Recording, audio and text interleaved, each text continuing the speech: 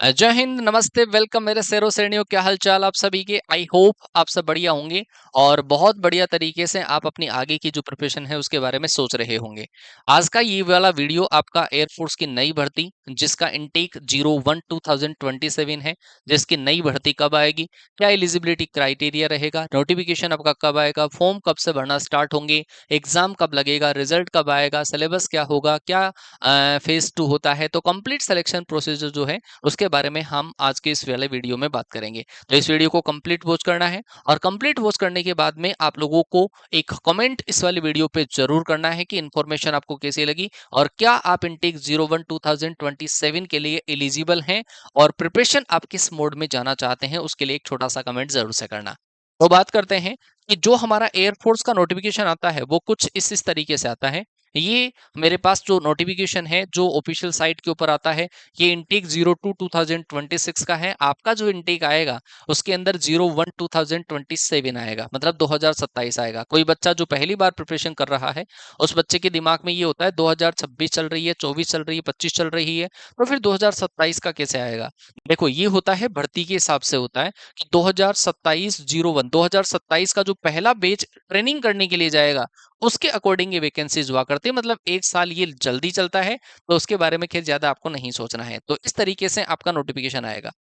तो इस नोटिफिकेशन के अंदर पहले मैं डेट आपको बता दूं कि ऑफिशियल नोटिफिकेशन कब आएगा। फिर हालांकि आप देखो, नोटिफिकेशन का इंतजार मत करना, आप पहले से ही अपनी जो प्रिपरेशन है वो करना स्टार्ट कर देना।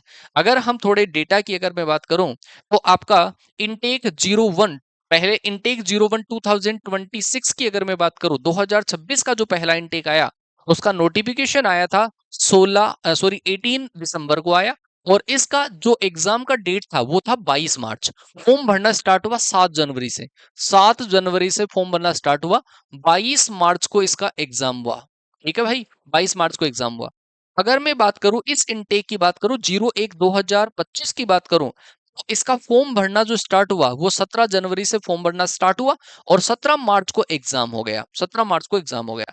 मतलब आप ये मान के चलो, जो हमारा अगला इनटेक आएगा उसका ऑफिशियल नोटिफिकेशन जो है, मतलब जनवरी में फॉर्म भरे जाएंगे, लेकिन दिसंबर लास्ट वीक के अंदर आपको नोटिफिकेशन इसका अवेलेबल हो जाएगा। ये तो बात हो गई नोटिफिकेशन की। फॉर्म भरना स्टार्ट होंगे कब? जनवरी के अंदर स्टार्ट हो जाएंगे। तो जनवरी में स्टार्ट होंगे, मार्च में ही आपका एग्जाम लगेगा। तो ये मैंने डेट, फॉर्म की डेट बता दी है और आपको एग्जाम की डेट बता दी है। आगे चलते हैं, तो क्या एलिजिबिलिटी क्राइटेरिया रहेगा। ये एग्जाम की डेट की अगर मैं बात करूं, 01/2026 का जो एग्जाम लगा उसकी जो डेट है वो मैंने हालांकि बता दी है, 22 मार्च को आपका एग्जाम लगा। 01/2025 का जो एग्जाम लगा और वो लगा आपका 17 मार्च को। तो 01/2027 जिस इनटेक की नई भर्ती आएगी उसका जो एग्जाम है वो आपका मार्च 2026 में लगेगा भाई। मार्च 2026 में लगेगा। वो हो सकता है 20 से लेकर 30 मार्च के बीच में आ जाए। ये बात हो गई। वैसे फॉर्म भरने की डेट के बाद में अगर आप एग्जाम डेट की बात करो तो अप्रोक्सीमेटली 2-2.5 महीने मिलते हैं हमें प्रिपरेशन करने के लिए। तो उसके अंदर अच्छे से प्रिपरेशन नहीं हो पाती। तो इसी वजह से मैं पहले से आपको अवेयर कर रहा हूँ कि अगर आपको एयरफोर्स की तैयारी करनी है तो अभी से आप अपनी जो प्रिपरेशन है उसके ऊपर फोकस करना स्टार्ट कर दो। चलो बात करते हैं एलिजिबिलिटी क्राइटेरिया। तो एलिजिबिलिटी क्राइटेरिया में दो क्राइटेरियाज होते हैं। एक आपका होता है एजुकेशनल क्वालिफिकेशन, एक होता है डीओबी। अगर मैं बात करूं 02/2026 की डीओबी की बात करूं, तो 2 जुलाई 2005 से लेकर 2 जनवरी 2009 के बीच में इसका डीओबी था। इसे 6 महीने आगे जो हमारा अगला इनटेक आएगा उसका आएगा। तो आप इसके अंदर 6 महीने अगर ऐड करते हैं तो इसका जो डीओबी होगा वो 2 जनवरी 2006 से लेकर आपका 2 जुलाई 2009। अगर आपकी जो डेट है डीओबी जो है वो अगर इस क्राइटेरिया के अंदर आता है, ये दोनों डेट इंक्लूसिव डेट है, तो आप इलिजिबल हैं। अच्छा, कई बार क्या होता है कि सीएसबी की तरफ से एक दिन का रिलैक्सेशन आपको मिल जाता है। तो हो सकता है ये 2 जनवरी की जगह 1 जनवरी या फिर 3 जनवरी हो जाए और इससे ज्यादा कोई फर्क नहीं पड़ेगा। केवल एक दिन का फर्क प्लस माइनस हो सकता है, बाकी ज्यादा ऊपर नीचे नहीं होगा। तो ध्यान देना, अगर आप एलिजिबल हैं तो कमेंट करके जरूर से बताना कि आप एलिजिबल हैं। बाकी मैंने हर का डेटा लिख रखा है। हर डेटा के अंदर जैसे इससे 6 महीने ऐड कर लो ये आएगा, इससे 6 महीने ऐड कर लो ये आ रहा है ना, ऐसे ऐसे आ रहा है। चलो आगे बात करते हैं। आप एलिजिबल अगर हैं, डीओबी के हिसाब से एलिजिबल हैं, तो अब आप देख लीजिए 12th के परसेंटेज के हिसाब से।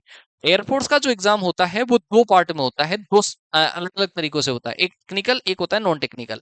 टेक्निकल की अगर मैं बात करूं तो वो साइंस सब्जेक्ट के लिए होता है जिसको बोला जाता है एक्स ग्रुप, और नॉन टेक्निकल के लिए होता है वाई ग्रुप। जो बच्चे 12th class commerce, arts, bio से पास करे हुए होते हैं उन बच्चों के लिए नॉन टेक्निकल होता है, और जो बच्चे मैथ्स से पास करे होते हैं, पीसीएम से पास करे होते हैं, उनके लिए दोनों चांसेस होते हैं, वो टेक्निकल नॉन टेक्निकल दोनों का फॉर्म भर सकते हैं। लेकिन उसके लिए आपका एग्रीगेट 50% होना जरूरी है, और इंग्लिश में 50% मार्क्स होना जरूरी है आपका। इंग्लिश में 50% मार्क्स, चाहे आपका मैथ्स में बाई ग्रेस लगा हो या फिर आपका फिजिक्स में बाई ग्रेस लगा हो, बाई ग्रेस आप पास हुए हो, टोटल आपका 50% होना चाहिए। और आपका इंग्लिश में 50% होना जरूरी है। मैथ्स में अगर आपका 50 से कम भी है, 37 भी है, चलेगा। फिजिक्स में 37 है, चलेगा, लेकिन इंग्लिश में कम से कम 50 नंबर 100 में से होना आपका जरूरी है। ऐसा ही आपका वाई ग्रुप के लिए है, टोटल आपका 50% होना चाहिए, और इंग्लिश में आपका 50% होना जरूरी है। अगर वाई ये जो नॉन टेक्निकल वाला है वो डिप्लोमा होल्डर भी भर सकते हैं। उसके लिए 2 साल का आपका वोकेशनल कोर्स, आईटीआई वगैरह डिप्लोमा अगर कोई है किसी बच्चे के, तो उसमें आपका 50% एग्रीगेट मार्क्स होना चाहिए। वो बच्चा भी नॉन टेक्निकल के लिए फॉर्म अपना अप्लाई कर सकता है। ये वाली चीज आप ध्यान रखना। चलो, ये एजुकेशन इन दोनों क्वालिफिकेशन आपका हो गया है। तो दो मैंने आपको बता दिए कि एक तो अदर देन साइंस सब्जेक्ट का होगा, अदर देन साइंस सब्जेक्ट जिसको हम बोलते हैं वाई ग्रुप वाला मैंने बता दिया है, और एक मैंने एक्स ग्रुप वाला पहले बता दिया। यहाँ पे एक्स ग्रुप का है, एक्स ग्रुप वाला जो बच्चा है, जिस बच्चे ने आईटीआई कर रखा है, डिप्लोमा कर रखा है, वो टेक्निकल से फॉर्म भर सकता है, एक्स ग्रुप का फॉर्म भर सकता है। और जिस बच्चे ने आईटीआई कर रखी है, डिप्लोमा भी कर रखा है, वो वाई ग्रुप से भी अपना फॉर्म भर सकता है। बाकी इसके अंदर आर्ट्स, कॉमर्स एंड बायो वाले बच्चे फॉर्म भर सकते हैं, जो अदर देन साइंस सब्जेक्ट का है। चले आगे बात करते हैं। आगे अगर मैं बात करूं तो हाइट मेजरमेंट सबसे इंपॉर्टेंट है। पहले देख लो हाइट है कि नहीं है, कहीं हम फॉर्म भर दें, तैयारी कर लें, बेच ले लें, और रिटर्न क्लियर हो जाए, फिर पता चले कि हाँ हमारी तो हाइट ही नहीं है, हम एलिजिबल ही नहीं है। तो हाइट की अगर मैं बात करूं तो हाइट मेल कैंडिडेट के लिए 152 सेंटीमीटर हाइट होना चाहिए, फीमेल कैंडिडेट के लिए 152 सेंटीमीटर होना चाहिए। अगर आप हिली रीजन से आते हैं, पहाड़ी क्षेत्रों से आते हैं, 5 सेंटीमीटर का रिलैक्सेशन आपको दिया गया है। 147 सेंटीमीटर अगर आपकी हाइट है तो आप एलिजिबल हैं। आप फेज 2 जो दूसरा फेज लगता है उसके अंदर आप एलिजिबल हैं। अगर मैं बात करूं मेल कैंडिडेट के चेस्ट की बात करूं तो 77 सेंटीमीटर का चेस्ट होना चाहिए, और 5 सेंटीमीटर का एक्सपेंशन होना चाहिए एक्सपेंशन के बाद में। गर्ल्स कैंडिडेट के लिए चेस्ट का कोई क्राइटेरिया नहीं है, आप एलिजिबल हैं। हियरिंग नॉर्मल आपका हियरिंग होना चाहिए। डेंटल के अंदर अलग से 14 पॉइंट्स होते हैं, वो आपके काउंट किए जाते हैं। तो ये मैंने एलिजिबिलिटी क्राइटेरिया आपको बता दिया। वैसे एलिजिबिलिटी क्राइटेरिया दो सेंस में ही अधिकतर मेजर किया जाता है, डीओबी के चक्कर में, एजुकेशनल क्वालिफिकेशन एंड आपका फिजिकल मेजरमेंट, ये 3 चीजें उसके अंदर इंक्लूड होती है। अगर आप इन सब में एलिजिबल हैं तो आप प्रिपरेशन कर सकते हैं। प्रिपरेशन के साथ में ही बच्चों के दिमाग में कई चीजें होती है कि सर सैलरी वगैरह क्या मिलती है। तो सैलरी आपको पता होगा, अग्निवीर योजना जब लगी तो 4 साल की वैकेंसी, 4 साल के पीरियड में आपको पहले साल में 30,000 रुपए दिया जाएगा, 21,000 रुपए आपका इन हैंड आएगा, 9,000 रुपए कॉन्ट्रीब्यूशन आएगा अग्निवीर कोर्प्स के अंदर। अच्छा, और गवर्नमेंट जो है वो भी 9,000 रुपए उसके अंदर डालेगी, मतलब एक महीने का 18,000 रुपए तो आपका कटेगा। मतलब 9,000 तो कट रहा है और 9,000 गवर्नमेंट दे रही है, तो 18,000 रुपए आपको एक सेविंग है वो आपकी होती भी चलेगी। ऐसे 4 सालों में, दूसरे साल में आपको 33,000 रुपए आपकी सैलरी होगी, 23,100 रुपए आपका इन हैंड मिलेगा।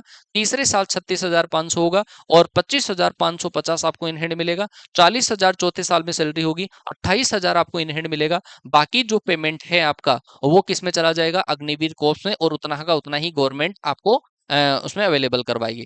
5 लाख रुपए तो आपका जो कट हुआ वो, और 5 लाख रुपए गवर्नमेंट आपको देगी। ऐसे जब आप 4 साल से अगर मान लो कि अग्निवीर से रिटायर्ड होते हैं, अग्निवीर से बाहर आते हैं, देखो परमानेंट हो जाए वो बहुत अच्छी बात है। अगर आप रिटायर्ड होते हैं तो 10 लाख रुपए आपको सेवानिधि पैकेज के तौर पे आपको दिया जाएगा। ये सैलरी पैकेज हो गया। सैलरी के बाद में अगर हम बात करते हैं कि सर रिटर्न जो टेस्ट है वो कैसे होगा। रिटर्न टेस्ट जो है वो 2 पार्ट में होगा। अगर मैं बात करूं साइंस सब्जेक्ट की बात करूं तो उसके अंदर 3 सेगमेंट होंगे, फिजिक्स, और एक आपका मैथ्स, एक आपका होगा इंग्लिश। दूसरा वाई ग्रुप की अगर मैं बात करूं, जिसको नॉन टेक्निकल हम बोल रहे हैं, अदर देन साइंस सब्जेक्ट बोल रहे हैं, उसके अंदर इंग्लिश आपका कॉमन रहेगा। साथ में एक और पोर्शन हमारा होगा, रागा का पोर्शन होगा, रीजनिंग, एप्टीट्यूड, जनरल अवेयरनेस ही होगा। फिजिक्स के लिए आपको 25 क्वेश्चन मिलेंगे, और मैथ्स के लिए आपको 25 क्वेश्चन मिलेंगे। इंग्लिश के लिए आपको 20 क्वेश्चन मिलेंगे। टाइम आपको इसके अंदर 20 मिनट का टाइम मिलेगा, इसके अंदर भी आपको 20 मिनट का सेक्शनल टाइम मिलेगा, इसके अंदर भी आपको 20 मिनट का टाइम मिलेगा। वाई ग्रुप के अंदर इन दोनों के अंदर ये वाला सब्जेक्ट कॉमन रहता है, इंग्लिश सेम पेपर आता है। 20 मिनट में आपको 20 क्वेश्चन करने होंगे और रागा के 30 क्वेश्चन आपको करने होंगे। ये आपका टोटल 45 मिनट का होता है, तो 25 मिनट आपको मिलते हैं रागा के लिए मिलते हैं। मतलब इसमें आपका 50 में से स्कोर आता है और इसमें आपका 70 में से स्कोर आता है। आपको इंडिविजुअल कट ऑफ भी पार करनी होती है। 25 नंबर का पेपर होता है, अप्रोक्सीमेटली 7-8 नंबर फिजिक्स की कट ऑफ जाती है इंडिविजुअल, इसमें भी पास होना जरूरी है। मैथ्स में approximately 7-8 number individual sectional cut off जाती है, इसमें भी पास होना जरूरी है। इंग्लिश में भी अप्रोक्सीमेटली इतना ही, तीनों में अलग अलग एंड टोटल में पास होना आपका जरूरी है। तो ये आपका पेपर का पैटर्न हो गया। जो रिटन का पेपर होता है वो रिटन का पेपर इस तरीके से होता है। हालांकि इसके बारे में ज्यादा सोचने की जरूरत नहीं है। अगर आप हमारे साथ में विश्वास दिखाते हैं तो इन चीजों के बारे में आपको अवेयर ज्यादा मतलब सोचने की जरूरत नहीं पड़ेगी। इतना कंटेंट हम आपको डिलीवर कर देंगे कि पेपर में जो क्वेश्चन आपके आएंगे वो एज इट इज पे छपाए आपको अवेलेबल हम करवाएंगे, पहले से ही अवेलेबल करवाएंगे। ठीक है भाई, तो पेपर लीक हम पेपर से पहले ही कर देते हैं। वो इतना कॉन्फिडेंस बच्चे के दिमाग में आ जाता है, इतनी प्रैक्टिस हम करा देते हैं, इतना कॉन्सेप्ट डिलीवर बच्चे को के सामने कर देते हैं कि बच्चों को कोई समस्या नहीं आती। As it is paper pattern के बेसिस पे पहले ही आपको प्रैक्टिस हम करवा के भेजते हैं। चलो आगे हम बात करते हैं। अगर मैं बात करूं फेज 2 की, जिन बच्चों का रिटन एग्जामिनेशन क्लियर हो जाता है और रिटन एग्जामिनेशन के बाद में उन बच्चों का होता है फेज 2, जिसको बोलते हैं जीडी भी बोलते हैं। जीडी के दो फेज होते हैं, एक फिजिकल और एक आपका ग्रुप डिस्कशन होता है। अगर मैं बात करूं लड़कों के लिए बात करूं या मेल और फीमेल दोनों के लिए, फिजिकल स्टैंडर्ड की अगर मैं बात करूं तो आपको 1.6 किलोमीटर की रनिंग होगी। मेल कैंडिडेट के लिए इसके अंदर टाइम मिलेगा 7 मिनट और फीमेल कैंडिडेट को उसके अंदर टाइम मिलेगा 8 मिनट। फिर उसके बाद में पुशअप्स, सिटअप्स एंड स्क्वेट्स ये आपको करना पड़ेगा। टाइम 1 मिनट दिया जाता है, 10 पुशअप्स, 10 सिटअप एंड 20 स्क्वेट्स आपको मिलेगा। गर्ल्स के लिए ये जो पुशअप्स है वो नहीं होती है, सिटअप्स एंड स्क्वेट्स होती है और बाकी ये सारी चीजें सेम है। अच्छा, ये होने के बाद में एक आपका टेस्ट होता है, सिचुएशन रिएक्शन टेस्ट होता है, एडेप्टेबिलिटी टेस्ट भी जिसको बोला जाता है। उसमें आपको क्वेश्चंस मिलते हैं और क्वेश्चंस में सिचुएशंस के अकॉर्डिंग आपको आंसर देने होते हैं। अच्छा, उसके बाद में होता है आपका ग्रुप डिस्कशन। ग्रुप डिस्कशन में आपको ग्रुप में बिठाकर उनके टॉपिक्स के बारे में आपसे बुलवाया जाता है, उसकी भी प्रिपरेशन आपको हम करवा देंगे। हालांकि सबसे पहले आपको जानना है कि प्रोसीजर क्या होगा और प्रिपरेशन किस तरीके से करें। तो ये सारी चीजें मैंने आपको बता दी है। ठीक है भाई, फीमेल कैंडिडेट के लिए सिटअप्स एंड स्क्वेट्स ही होता है, टाइमिंग आपको दे रखा है। पुशअप्स गर्ल्स के लिए नहीं होता है। चलिए आगे बात करते हैं। अगर हम बात करें सिलेबस के लिए, तो इंग्लिश का जो सिलेबस है उसके अंदर शॉर्ट पैसेज आपका होगा, ग्रामर के अंदर सब्जेक्ट वर्ग agreement, forms of verbs, errors, ये सारी चीजें जो है आपके आएगी। Transformation, sequence of tenses, grammar 2 का जो पोर्शन है, formation of words, noun, pronoun, ये सारी चीजें आएगी। ग्रामर के अंदर ये वोकेबलरी के अंदर सिनोनिम्स आएगा, एंटोनिम्स आएगा, one word substitution, spelling error, simple idioms, phrases, ये सारी चीजें आएगी। नरेशंस वगैरह आएंगे और voice changes required under each tenses, active and passive voice आएंगे और जंबल सेंटेंस आएंगे। ये आपका इंग्लिश का सिलेबस हो गया। मैथ्स के अंदर 11th एंड 12th का पूरा सिलेबस, जो आपकी 11th first year second year आप बोला करते हो, उसका कंप्लीट सिलेबस जो आपकी मैथ्स में चलता है, वो कंप्लीट सिलेबस आपको इसके अंदर अवेलेबल है। सारे के सारे टॉपिक आपको लिख रखे हैं। अच्छा, अगर मैं बात करूं फिजिक्स में, तो फिजिक्स में भी आपके पूरे के पूरे टॉपिक वही हैं जो 11th एंड 12th में आपके चलते हैं। अदर देन साइंस सब्जेक्ट में रागा का पोर्शन अलग है और इंग्लिश आपकी कॉमन रहेगी। तो ये मैंने आपको कंप्लीट सिलेबस भी बता दिया, पूरा है। फिजिकल वर्ड एंड मेजरमेंट हो गया, kinematics, laws of motion, work, energy, power, motion of system and particles, gravitation, properties of bulk matter, thermodynamics हो गया, बिहेवियर ऑफ परफेक्ट गैसेज हो गया, ऑसिलेशन एंड वेव्स हो गया, इलेक्ट्रिसिटी, पूरी चीजें जो 11th एंड 12th में आपने पढ़ी है, पूरी की पूरी चीजें वो की वही आती है। हालांकि क्वेश्चंस थोड़े अच्छे लेवल के फिजिक्स के आते हैं। चलो भाई, अगर बात करें हम इसके बारे में कि सर ये सारी चीजें हो गई, सिलेबस वगैरह हो गया, अब सिलेबस के बाद में आप ये हमें बता दीजिए कि प्रिपरेशन किस तरीके से करनी है। अगर कोई बच्चा हमारे साथ में पहले से जुड़ा हुआ है तो उस बच्चे को हमारे साथ में विश्वास अच्छे तरीके से बना हुआ है कि हम उन बच्चों को बहुत बढ़िया लेवल की प्रैक्टिस पहले से करवाते हैं। अगर कोई बच्चा नया है तो उस नए बच्चे के लिए बता दूं कि आप गूगल प्ले स्टोर से कैडेट डिफेंस एकेडमी एक एप्लीकेशन है, आप उस एप्लीकेशन को डाउनलोड करो और उस एप्लीकेशन पर एक बेच है वर्दी 3.0। इस बेच को आपको डाउनलोड, इस बैच को आपको एनरोल करना है। इस बैच की टोटल, अगर आप केवल एक्स ग्रुप की प्रिपरेशन करना चाहते हैं तो इस एक्स ग्रुप के लिए 999 रुपए का फीस रखा है। अगर आप केवल अदर देन साइंस सब्जेक्ट की प्रिपरेशन करना चाहते हैं तो उसके लिए भी 999 रुपए का प्राइस रखा है। और आप चाहते हो कि सर हम एक्स और वाई दोनों की प्रिपरेशन करना चाहते हैं, क्योंकि बहुत सारे बच्चे साथ में किया क्लियर किया करते हैं, दोनों के दोनों एक्स और वाई दोनों के दोनों एग्जाम क्लियर किया करते हैं, बहुत सारे बच्चे ऐसे होते हैं। तो अगर आपको दोनों बैचेस अगर लेने हो तो 1499 उसका फीस रखा है। ये बैच आपका एप्लीकेशन पर अवेलेबल है, आप इसको अभी एनरोल कर सकते हैं। इसकी क्लासेस जो है, एक बैच तो ऑलरेडी इसमें रिकॉर्डेड आपको अवेलेबल है, साथ में ही आपको इसमें लाइव जो क्लासेस है, इस नए बैच की फ्रेश लाइव क्लासेस जो है वो दिवाली बाद में आपके स्टार्ट हो जाएगी। तो आप इस वाले बैच को एनरोल करके आप अपनी एक्स ग्रुप की और वाई ग्रुप की जो प्रिपरेशन है वो बहुत बेहतरीन तरीके से कर सकते हैं। एक्स वाई बोथ का भी 1499 रुपए का है, ऐसा थंबनेल आपको मिलेगा। इसी में आपको लाइव क्लास मिलेगी, लाइव बाद में रिकॉर्डेड हो जाती है, वो आप देख सकते हो। नोट्स एंड पीडीएफ आपको मिलेगा, डाउट सेशन मिलेगा, आपको नॉर्मल से लेकर टॉप क्वालिटी का हर क्वेश्चन हम करवा के भेजेंगे सारे सब्जेक्ट में। ठीक है, अगर आप एक्स का देखते हो तो वही फिजिक्स मैथ एंड इंग्लिश के अंदर, और यदि आप वाई का लेते हो तो रागा का और इंग्लिश का पूरा जो पार्ट है हम करवा के भेजेंगे, कहीं पे कोई कमी हम नहीं रखेंगे। एक्स ग्रुप का लेना चाहते हो केवल 999 रुपए इस पेज का प्राइस है। इसमें भी पूरा लाइव भी मिलेगी, रिकॉर्डेड भी मिलेगी, नोट्स भी मिलेगा, पीडीएफ भी मिलेगा, टेस्ट भी मिलेगा, डीपी भी मिलेगी, डीपीपी सॉल्यूशन वाली भी मिलेगी। मतलब कंटेंट के बारे में सोचने की जरूरत आपको नहीं पड़ेगी।